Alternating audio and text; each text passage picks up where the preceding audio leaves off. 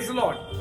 परमेश्वर के वचन से आज के दिन फिर से मैं आपके खुदा के कलाम से बरकत बांटना चाहता हूँ। खुदा के कलाम में लिखा हुआ है पहला तीमुथियुस 4 और उसकी 8वीं आयत में, देह की साधना से कम लाभ होता है पर भक्ति सब बातों के लिए लाभदायक है। जी हाँ, बाइबल में ऐसे कितने कैरेक्टर हैं जिन्हें हम जानते हैं। जब इबादत लोग करने लगे बंधन टूट गए, जब प्रार्थनाएं लोग करने लगे बेड़ियां खुल गई, जब प्रार्थनाएं लोग करने लगे नींवें हिल गई। आपको मालूम है आराधना करने से, वर्शिप करने से, भक्ति करने से आपकी जिंदगी में बंधन टूट जाते हैं। कैसे भी बंधन क्यों ना हो, खुदावन के लोगों भक्ति करने में, आराधना करने में अपने आप को हमेशा आगे रखें। जहां कहीं परमेश्वर की आराधना करने का मौका मिले आप आराधना करें। आराधना केवल इंस्ट्रूमेंट से ही नहीं, लेकिन आराधना दिल और आत्मा से की जाती है। परमेश्वर का वचन कहता है यूहन्ना 4 और उसकी 22 से लेकर 24वीं आयत तक जब आप पढ़ेंगे, वहां लिखा हुआ है कि यीशु ने कहा कि वो समय आता है कि परमेश्वर अपने लिए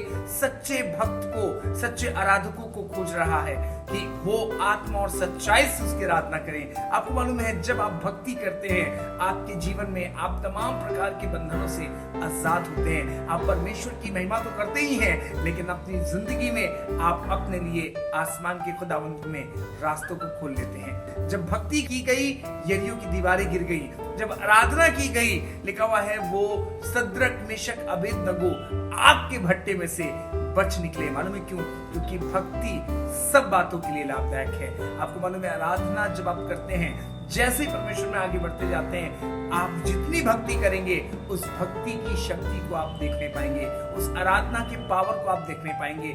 आप आराधना कर रहे हैं कई दिनों से, कई महीनों से, कई सालों से, लेकिन आपसे कहना चाहता हूं आज इस वचन को आपके लिए लेकर आया हूं कि भक्ति करते रहिए, आराधना में लगे रहिए, वर्शिप में लगे रहिए। मौका मिले या ना मिले मौका निकालिए ताकि आप परमेश्वर की इबादत कर सके। अपने घर में भक्ति करिए। भक्ति आप सबके लिए लाभदायक है। मेरे लिए, हमारे परिवार के लिए परमेश्वर की इबादत लाभदायक रही है, आपके लिए भी लाभदायक होगी। और आसमान के खुदा के कलाम में लिखा हुआ है सद्रक मेशक अबेदनगो तीनों जवान कहने लगे कि खुदावंद हम चाहे बचे या ना बचे तो भी हम तुझे, तेरी इबादत करेंगे, तेरी आराधना करेंगे, हम तुझे नहीं छोड़ेंगे।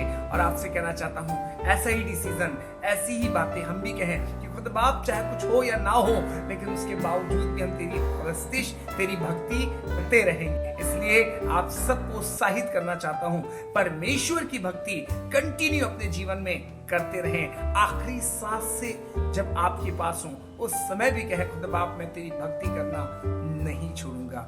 इसलिए भक्ति सब बातों के लिए लाभदायक है। जब आपकी जिंदगी में सब कुछ खराब चल रहा है, जब आपके घर में सब कुछ खराब चल रहा है, जब आपके जीवन में व्यक्तिगत पर्सनल लाइफ में आपके सब कुछ खराब चल रहा है, याद रखिए भक्ति कीजिए, वर्शिप करिए।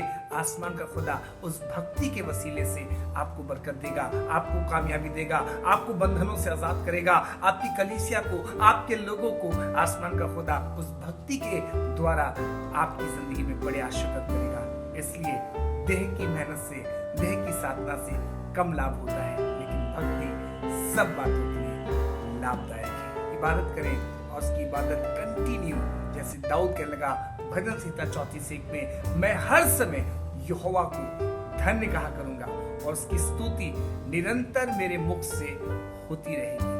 कंटिन्यू जहां कहीं है, कोई जगह नहीं देख रहा है, कोई स्थान नहीं देख रहा है, कोई इंस्ट्रूमेंट्स नहीं है उसके पास, लेकिन उसके बावजूद भी कह रहा है मेरे दिल से, मेरे मुंह से, मेरी जुबान से, मेरे विचारों से आसमान के खुदा की भक्ति होती रहेगी, आराधना होती रहेगी। इसलिए माहौल ना ढूंढे, जगह ना ढूंढे, लोगों की भीड़ ना ढूंढे, लेकिन जहां कहीं हो गुप्त कमरे में कहीं भी आप बैठकर खुदावंत की भक्ति कर सकते हैं। प्रभु आपको आशीष दे इस वचनों के द्वारा। और याद रखिएगा भक्ति सब बातों के लिए लाभदायक है। Praise the Lord.